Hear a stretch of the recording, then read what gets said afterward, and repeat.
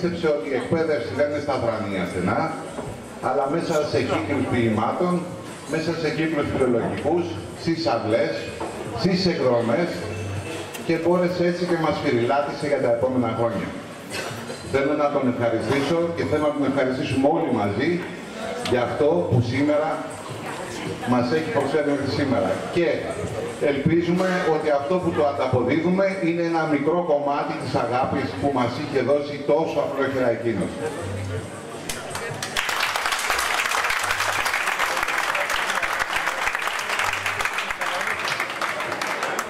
Θα κάνουμε μια αναφορά σε ένα βιογραφικό του για να μάθουμε όλη την πορεία αυτού του ανθρώπου και δάσκαλού μας. Γεννήθηκε το 1939 και είναι πτυχιούχος Φιλοσοφικής Σχολής του Πανεπιστημίου Αθηνών. Η σταδιοδρομία του ήταν από το 1964 μέχρι το 1968 στο Γυμνάσιο Νεμέας. Από το 1968 μέχρι τον Ιούνιο του 1969 έρχεται για πρώτη φορά στο Γυμνάσιο Παλιάς Κοκκινιάς. Και το 1969 μέχρι το 1972 πηγαίνει στο Λονδίνο για μεταπτυχιακές με υποτροφία για 3 χρόνια. Γυρνάει στο Γυμνάσιο της Κοκκινιάς το 1972, όπου περνάει μαζί μας μέχρι το 1977, για μας 5 υπέροχα χρόνια. Το 1979 μέχρι το 1980 είναι ο πρώτος διευθυντής ελληνικών σπουδών στην Ελληνική Σχολή Σαχέτη του Johannesburg της Νοτιάς Αφρικής. Από το 1980 μέχρι το 1983 είναι συντονιστής συμβούλων εκπαίδευσης των ελληνικών σχολείων της Αυστραλίας στο Γενικό Προξενείο του Σίδνεϊ. Το 1983 μέχρι το 1986 είναι λυκειάρχης στο Πεντάλεφο Κοζάνης. Το 1986 μέχρι το 1987 λυκειάρχης στο δεύτερο Λύκειο Κορυδαλού. Από το Σεπτέμβριο του 1987 στο 1992 είναι σχολικός σύμβουλος φιλολόγων στα Τρίκαλα. Για τα έτη 1992-1994 καθηγητής στο πειραματικό σχολείο του Πανεπιστημίου Θεσσαλονίκης, από όπου και συνταξιοδοτήθηκε. Παράλληλα, από το 1992 έχει αναπτύξει μία σχολή, είναι ιδρυτής ενός εκπαιδευτικού κέντρου του ΓΕΑ Θεσσαλονίκης, το οποίο το αντικείμενο του κέντρου αυτού είναι η εκπόνηση και εφαρμογή στα σχολεία προγραμμάτων για τα μεγάλα παγκόσμια θέματα, όπως του περιβάλλοντος, της ειρήνης και τα ανθρώπινα δικαιώματα. Από το 1992 βρίσκεται και μέχρι το 2013, όπου και αποσύρεται και αρχίζει τη συγγραφική του δράση. Έχει μεταφράσει και έχει ερμηνεύσει 2 έργα του Αριστοφάνη και συνεχίζει για το τρίτο.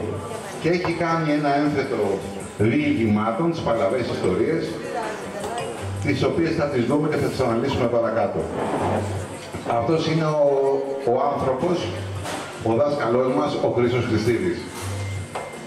Θα ήθελα σε αυτό το κομμάτι να καλέσω μαθητές να μας πούνε τυχόν ιστορίες που είχαμε για τα χρόνια που περάσαμε μαζί του. Κύριε Καπετανάκη. Πέρα και πέρα, παιδιά. Ήταν χειμώνας του 77, 6η ώρα. Και εμείς σαν καλά παιδιά που είμαστε, θυμίζω εντάξει το 77, βάψαμε τις λάμπες κόκκινες. Και πήγε ο κύριος Χριστίδης μέσα, δεν το θυμάστε. Οπότε μπήκε κάπως έτσι έμενα. Κοιτάει γύρω-γύρω και αφήσεις βέβαια γύρω-γύρω έτσι. Με μαγιό γυναίκες. Οπότε μπαίνει μέσα και λέει συγγνώμη παιδιά, λάθος σε μπουρδέλο μπήκα.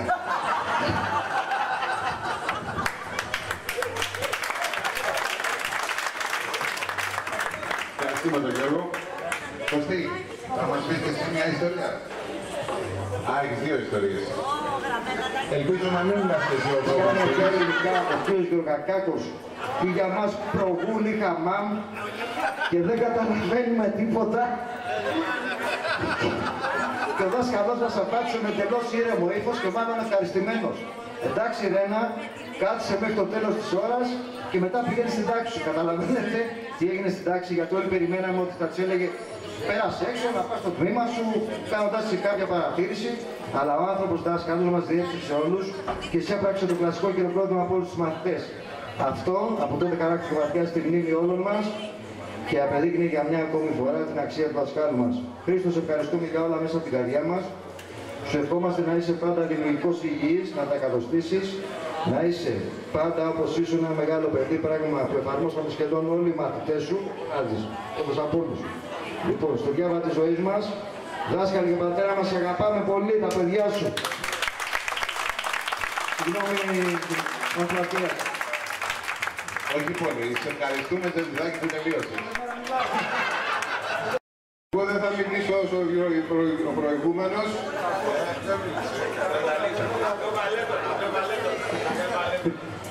Δάσκαλοι, εμείς είχαμε την τύχη και την τιμή να είμαστε οι πρώτοι που μας έκανε μάθημα το 1973.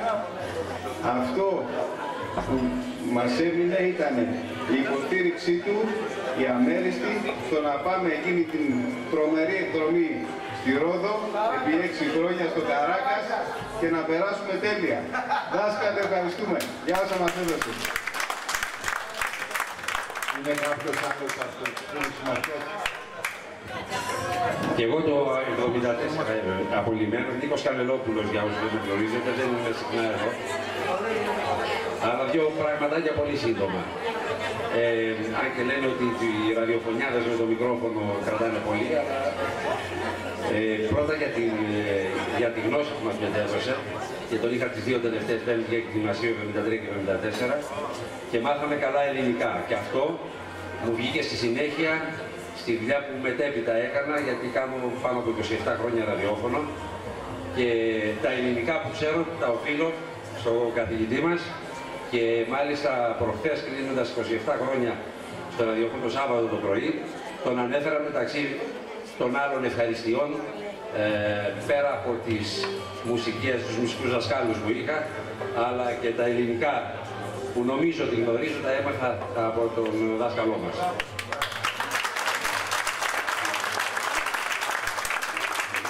Και η αίσθηση του χιούμορ ήταν πολύ μεγάλη, κάτι επίσης πολύ σύντομο. Είχα τη χαρά και την τιμή μετά το σχολείο, μετά το 1974, που απολυθήκαμε, με ζήτησε και ήμουν για 4-5 χρόνια και παραπάνω στο φροντιστήριο Αγγλικών, που ξέρετε ότι ο ίδιος βέβαια δεν ήταν εκεί, αλλά μια φορά δίναμε βαθμούς. Και ήταν μια μεγάλη ηλικίας κυρία και περίμενε να πάρει βαθμούς για το παιδί της, το εγγόνι της, δεν θυμάμαι, και καθόταν σε ένα παγκάκι. Ήταν εκεί στο χώρο. Μπαίνει κάποιος και κάθεται δίπλα της. Και της αρχίζει τη συζήτηση. Δεν ξέρει η κυρία ποιος είναι. Και αρχίζει και της λέει: ξέρετε, κυρία μου, στην εποχή που ζούμε, δεν μπορώ να μεταφέρω το χιούμορ του, έτσι, αλλά το γεγονός. Στην εποχή που ζούμε όλα είναι μηχανικά, ηλεκτρονικά. Εσείς τρώτε μπιφτέκια. Τρώμε και φτερέδες και μπιφτέκια. Αυτά με το κιμά, λέει, και αυτά. Είναι τρώτε. Τα κάνουν, λέει, από πετρέλαιο. Γυρίζει η γυναίκα, την κοιτάζει. Τώρα λέει σοβαρολογία, κύριε. Βεβαίως και σοβαρολογώ. Μην ξαναφάτε μπιφτέκια και τέτοια πράγματα στη ζωή σας, γίνονται από το πετρέλαιο. Είναι όλα χημικά.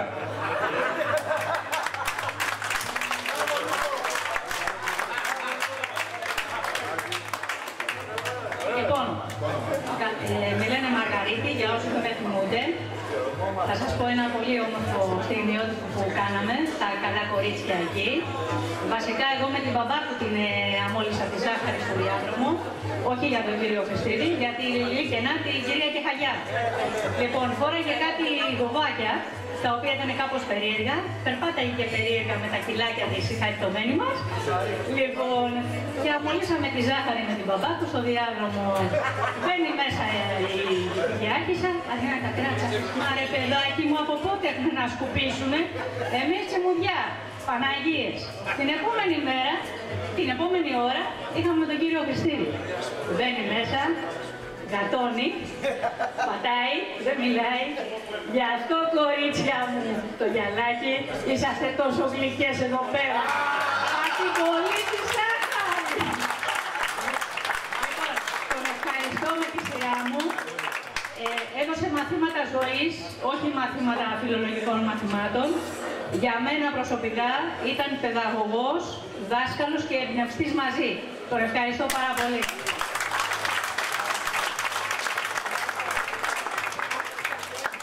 Εγώ είμαι από το 1974 τη σειρά. Πες και το όνομά σου, Δημήτρη. Χατζηδοσίου Δημήτρης. Δεν έχω να σας πω ούτε αστεία ούτε περιστατικά. Από αυτά, το μόνο που θυμάμαι πολύ έντονα είναι ότι στην Πέμπτη και στην Έκτη μας έκανε αρχαία και ιστορία. Εγώ διάβαζα πάρα πολύ γιατί τα μαθήματα που έδωσα στη συνέχεια και έμαθα και αρχαία. Έμαθα και ελληνικά. Και μου χρειάστηκε και στο φροντισίο και μετά, και μπόρεσα και πέρασα. Το μάθημα των αρχαίων ήταν τέτοιο, που δεν μάθαμε μόνο να μεταφράζουμε.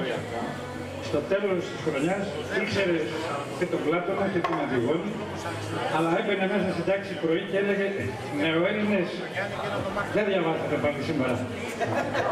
Νεοέλληνες μας έλεγε πάντα, νεοέλληνες δεν έμπαινε. Διάβαζα ένα στίχο από το μάθημα μπροστά και έλεγε ποιος θα το μεταφράσει, κανένα.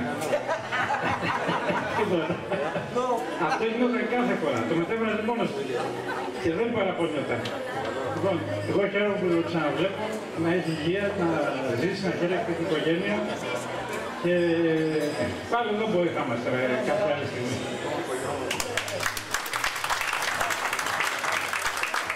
Παιδιά, θέλω να συμπληρώσω κάτι, γιατί πέρα από τα μαθήματα που μας έκανε ο κύριος Χρυσίδης, σχεδόν 2-3 φορές την εβδομάδα συγκεντρωνόμαστε στο σπίτι του, μαζί με πάρα πολλά παιδιά, και μας έκανε ποιητικά απογεύματα. Εγώ ξεκίνησα να γράφω τη βοηθεία του φίλου μου και αδελφού Χρήστου Βάθη, ο οποίος κάποια στιγμή μου είπε ότι Γιώργος, δεν έγραψε μου κάτι, έγραψε κάτι. Και μου λέει μπορείς να γράψεις. Και από τότε ξεκίνησα να γράψω. Λοιπόν, 2 ή 3 φορές την εβδομάδα, δεν θυμάμαι γιατί έχουν περάσει και 40 χρόνια, σχεδόν. Σχεδόν στο σπίτι του κύριου Χριστίδη και κάναμε αυτές τις ποιητικά απογεύματα, τα οποία πιστέψτε με μου έχουν χαράξει πάρα πολύ την ψυχή μου. Ένα άλλο πολύ μεγάλο ευχαριστώ για αυτά τα οποία πήραμε από αυτήν την εργασία.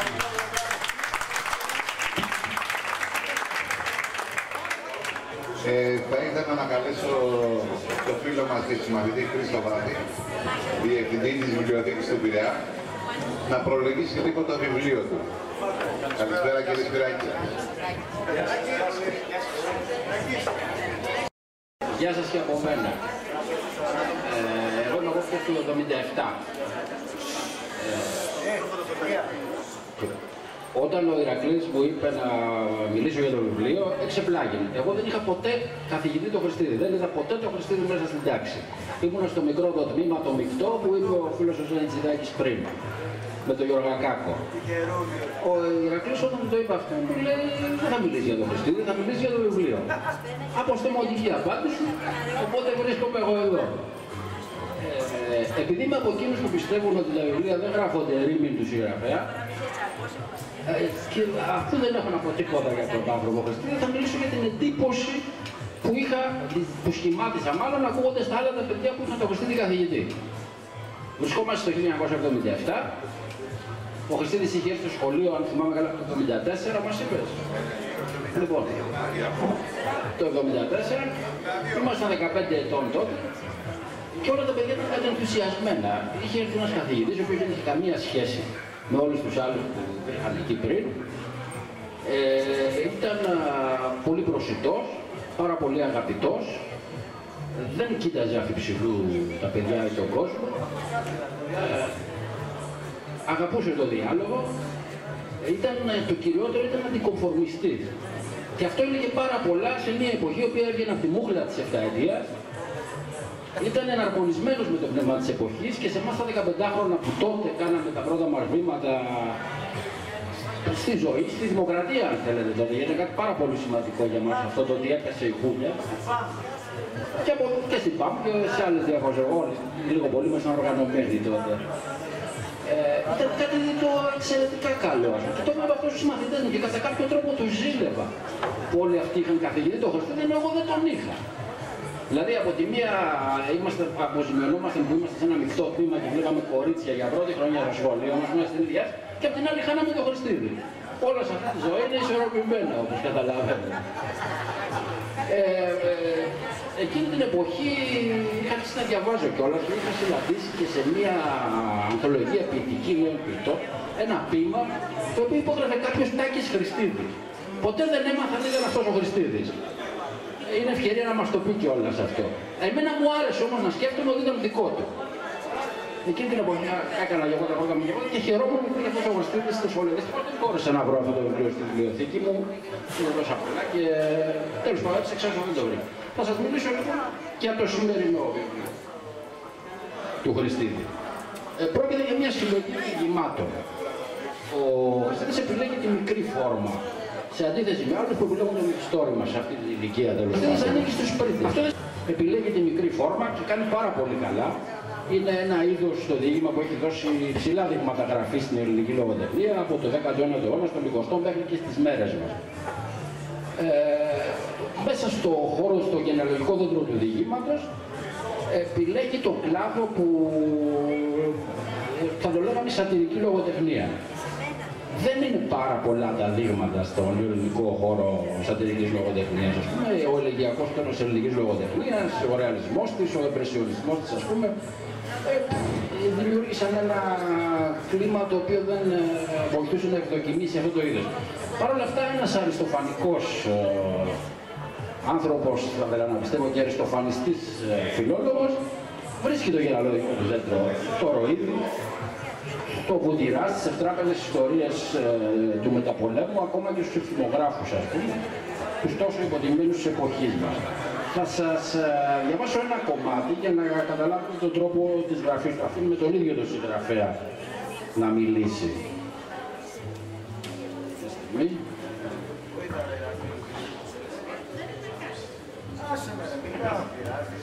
Λοιπόν, διαβάζω από ένα διήγημά του. Εκεί που οι άλλοι συνήθως κατά την έκφραση της κόρης μου χτυπιούνται σαν μίξερ για τα δεινά τους, εγώ αντιδρώ με ειρωνικά, περιγελαστικά σχόλια, συχνά σαρκαστικά, όχι μόνο για τους άλλους, αλλά και για τον ίδιο τον εαυτό μου. Πρόκειται τάχα για καθαρή αλαζονία ενός εγωισταρά που νομίζει ότι είναι υπεράνω, ή για μια φιλοσοφημένη στάση ζωής που πηγάζει από τη συναίσθηση της ασημαντότητας και ματαιότητας των πάντων. Σε αυτό το ερώτημα, εγώ προσωπικά δεν έχω μια κατασταλαγμένη απάντηση. Ποιος μπορεί να κρίνει καθαρά τον εαυτό του? Γι' αυτό θα αφήσω να απαντήσουν όσοι διαβάσουν αυτή την ιστορία. Θα έλεγα όσοι διαβάσουν όλες αυτές τις ιστορίες θα μπορούσαν να απαντήσουν για τον Χριστίδη. Από αυτό το απόσπασμα διαφαίνεται όλη η ποιητική του συγγραφέα και καταλαβαίνουμε ότι παρόλο που είναι σατυρικά τα διηγήματα δεν βλέπουν αφιψηλού και εξ αποστάσεως τον κόσμο. Κάτι που θα οδηγούσε σε μια καρικατουρίστικη διόγκωση ίσως των χαρακτήρων και των καταστάσεων ή σε μια γκροτέσκα παραμόρφωση. Ο Χριστίδης τους αγαπάει τους ανθρώπους.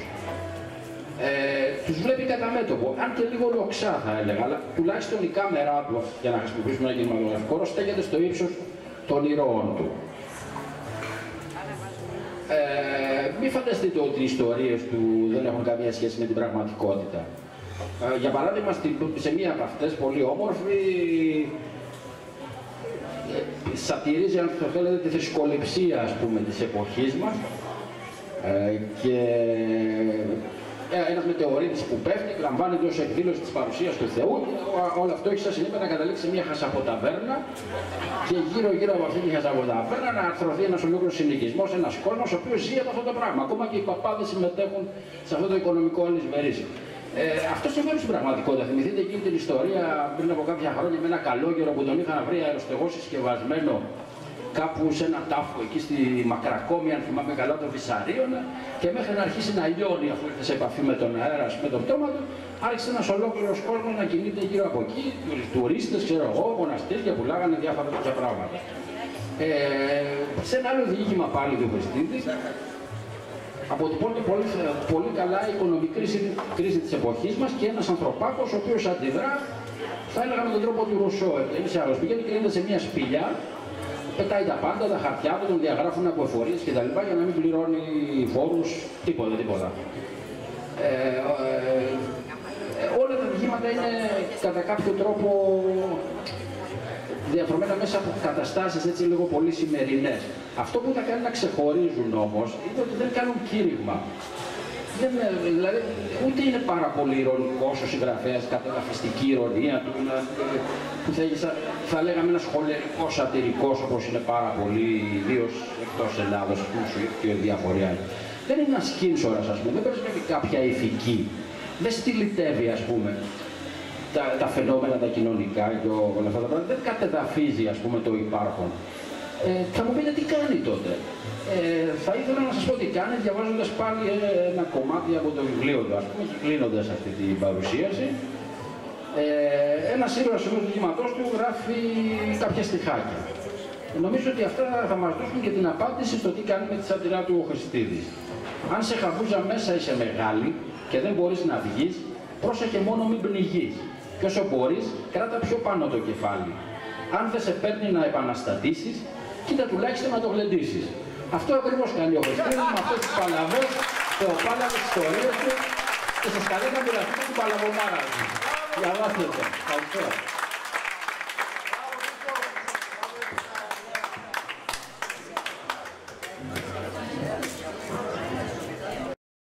Ευχαριστούμε τον κύριο Μαρονίτη, τον Γιάννη,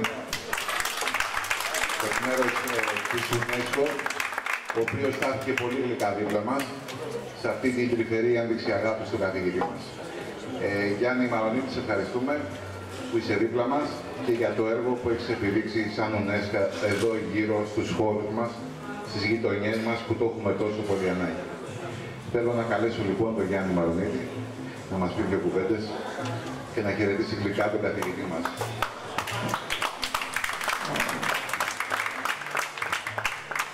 Λοιπόν, συνήθως έρχομαι σε βιβλιοπαρουσιάσεις κλασικές, εδώ είναι μια διαφορετική βιβλιοπαρουσίαση, έτσι.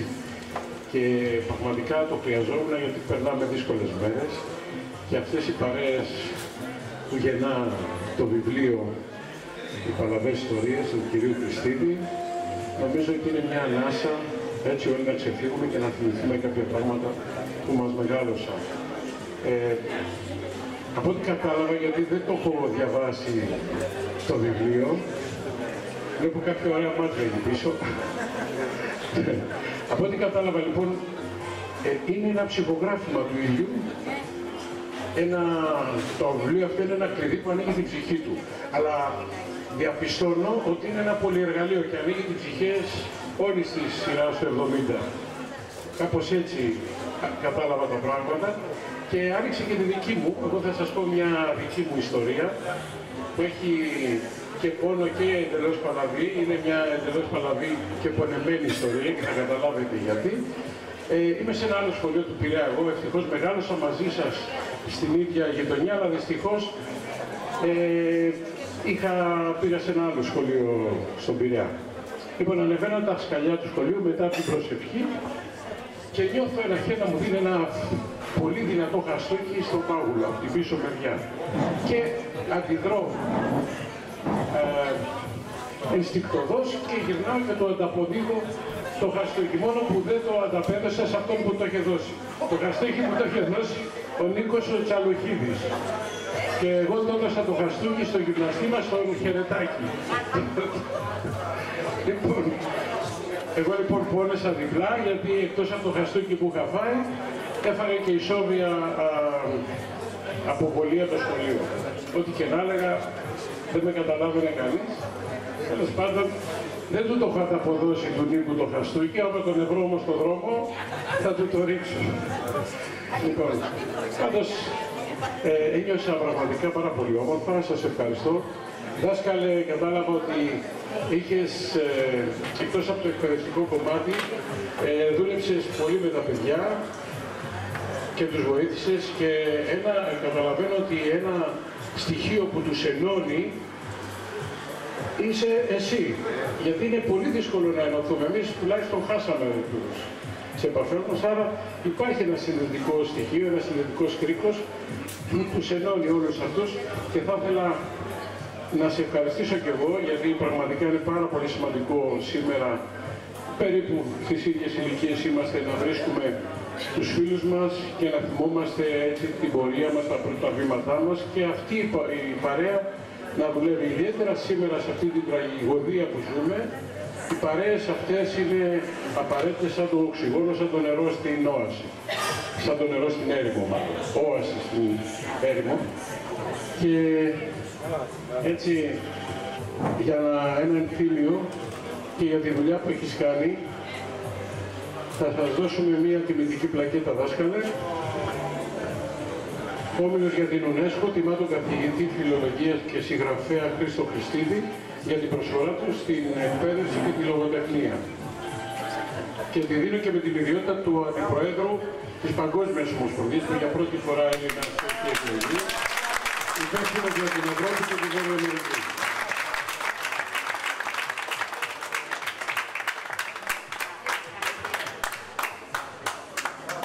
Από ό,τι βλέπω θα μας τάψεις όλους, πας δυνατά. Πας δυνατά. Τον Περικλή τον Ανδρικόπουλο, φίλο, τον Ηρακλή, ναι, Ηρακλή εδώ.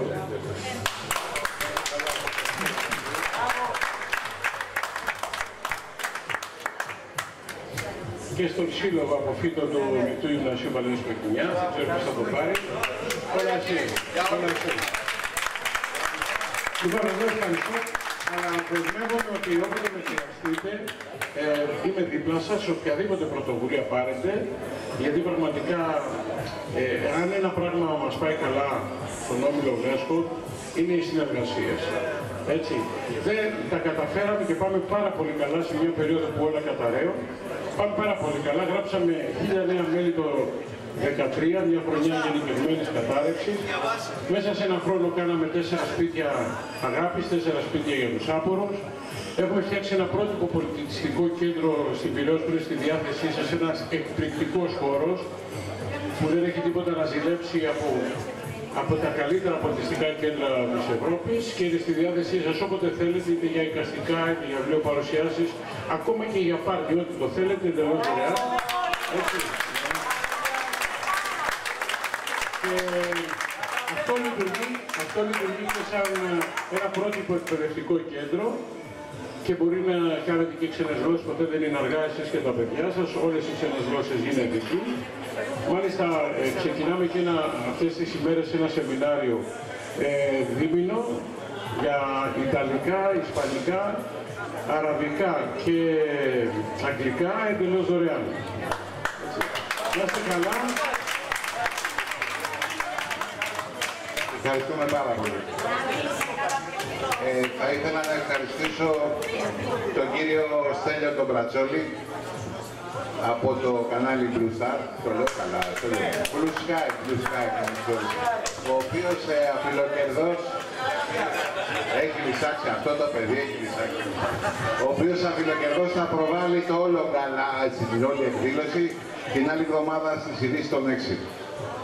Ευχαριστούμε, Στέλιο. Και στο τέλος έχω αφήσει το καλό το παιδί. Ανέβα, κυρία Εύτη, ανεβείτε. Δεν θα πεις τίποτα, εγώ θα πω, κάτσε. Είναι το παιδί που βγήκε από τις τάξεις μας. Είναι η συμμαθήτριά μας, είναι η φίλη μας. Εκλέχθηκε σαν δημοτικός σύμβουλος στο Δήμο Νίκαιας Ρέτη. Του εύχομαι κάθε επιτυχία και να είσαι μαζί μας. Σας ευχαριστώ πάρα πολύ. Σε εσάς το οφείλω. Δεν ξέρω ο δάσκαλός μας αν θέλει να πει δύο λόγια. Σιγά πάει και δεν πει. Όχι, εντάξει, μην φοβάστε. Έχει φοβηθεί το μάτι μας, δάσκαλε. Πες όσα θέλεις. Ένας δάσκαλος δεν κάθεται ποτέ. Λοιπόν, αν και γέννημα θρέμα Πειραιώτης, θα είμαι λακωνικός. Εδώ λακωνίας δεν έμενε. Λοιπόν, με προειδοποίησε και ο Ηρακλής. Μου λέει, κοίταξε να συμμαζευτείς λιγάκι. Αυτά που υπόθηκαν για το βιβλίο μου νομίζω είναι αρκετά. Έκανε μια πολύ έξυπνη ανάλυση ο Χρήστος ο Βάθης και τον ευχαριστώ πάρα πολύ. Δεν έχω να προσθέσω τίποτα σε αυτά. Το μόνο που έχω να πω είναι δύο λόγια για την πηγή της έμπνευσής μου. Εγώ, όπως λέει και το βιβλίο, υπήρξα αριστοφανικός, δηλαδή ως φιλόλογος ασχολήθηκα πολύ με τον Αριστοφάνη και έχω 3 κομμωδίες σχολιάσει, με εισαγωγή, με κείμενο, με ποιητική μετάφραση κλπ. Η Λυσιστράτη έρχεται σε λίγο καιρό, θα δημοσιευτεί. Γιατί ασχολήθηκα με τον Αριστοφάνη? Γιατί σε αυτό το μεγαλοφυή συγγραφέα βρήκα τις παράλογες αντιθέσεις του καιρού του, τις παλαβές ιστορίες του καιρού του, με πόσο γλαφυρό τρόπο τις έδωσε τότε. Και διαβάζοντάς τον είδα ότι δεν έπαψε να είναι επίκαιρος ούτε κατελάχιστο και σήμερα. Λοιπόν, αυτή ήταν η πηγή της έμπνευσής μου. Λέω, έχουμε και τώρα πολλές παλαβές ιστορίες. Είναι καινούργιες άραγε. Πόσο καινούργιες είναι. Ας καθίσω να δουλέψω με κάποιες από αυτές, αλλά να τις δώσω μέσα από ένα παλαβό περιεχόμενο, το σαντικό περιεχόμενο, ενώ πίσω να κρύβεται αυτό που είπα πριν. Δηλαδή, η παράλογη περίπτωση του ανθρώπου μέσα στους αιώνες. Γιατί ο άνθρωπος είναι ο ίδιος, έχει τα καλά του, έχει τα άσχημά του και είναι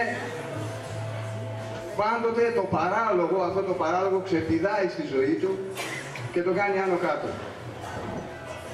Λοιπόν, αυτό είναι οι παλαβές ιστορίες.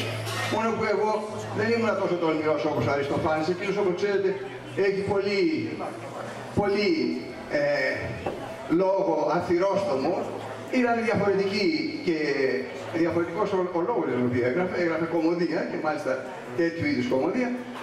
Αλλά εντάξει, κάπου μπορεί κανείς να δει ότι είναι πηγή της έμπνευσής μου. Τώρα, όσον αφορά τις ιστορίες και το συσχετισμό, αν ο άνθρωπος, ο Έλληνας, όχι ο άνθρωπος, ο Έλληνας, γιατί ο Αριστοφάνης και σήμερα ακόμα δείχνει τον αιώνιο Έλληνα. Παραδείγματος χάρη στους Αχαρνείς έχουμε μια ομάδα από λαμόγια, τα οποία τι είναι, έχουν πάει πρέσβεις, υποτίθεται στο Μεγάλο Βασιλιά, τρώνε όπως λέει ο ήρωας άπειρες δραχμές, ήταν τότε, δραχμές, δεν πάνε πουθενά, πάνε κάπου στην Ελλάδα, τα τρώνε, τα πίνουν και γυρίζουν για μεταμφιασμένοι σε πρέσβεις Πέρσες. Λοιπόν, μία περίπτωση. Δεύτερη περίπτωση ο Μεγαρίτης. Ο Μεγαρίτης, ο πονηρός, ο έμπορος, ο πονηρός. Πάρε τη λαϊκή, πάρε. Μας κλέβουν συνέχεια όλοι όπου πάμε. Λοιπόν, θέλει να ξεφορτωθεί τα κορίτσια. Μετά τη λύγει ένα τσουβάλι και πάει να τα πουλήσει στην αγορά της Αθήνας. Λοιπόν, ψαχουλεύει ο ένας κομμωδίας. Ρε, λέει, αυτά δεν μοιάζουν με γουρουνόπουλα. Μεγάλο είναι το αποτέτριο τους. Λέει, και της μάνας του το ίδιο ήταν.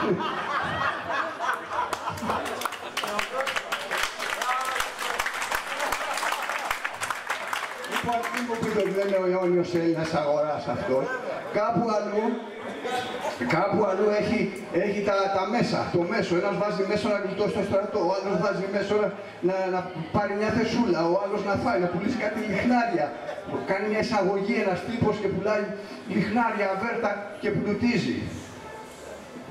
Με την κάλυψη ενός πολιτικού βέβαια, αλλά μόνιου. Και στη Λυσιστράτη που ετοιμάζω τώρα, γελούσα μόνος μου, κόλλησα να πέσω από το κάθισμά μου, όταν είδα ότι οι γυναίκες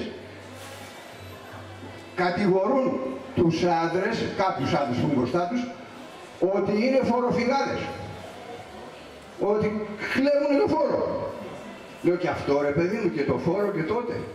Λοιπόν, μερικές τέτοιες ιστορίες προσπαθώ και εγώ της εποχής μας περισσότερο, τις οποίες ελπίζω στο βιβλίο να τις ευχαριστηθείτε. Τελειώνοντας, θα ήθελα να ευχαριστήσω πάρα πολύ το σύλλογο των αποφύτων της Γυμνασίου και Λυκείου Παλιάς Κοκκινιάς και ιδιαίτερα βέβαια τον μυθικό Ηρακλή.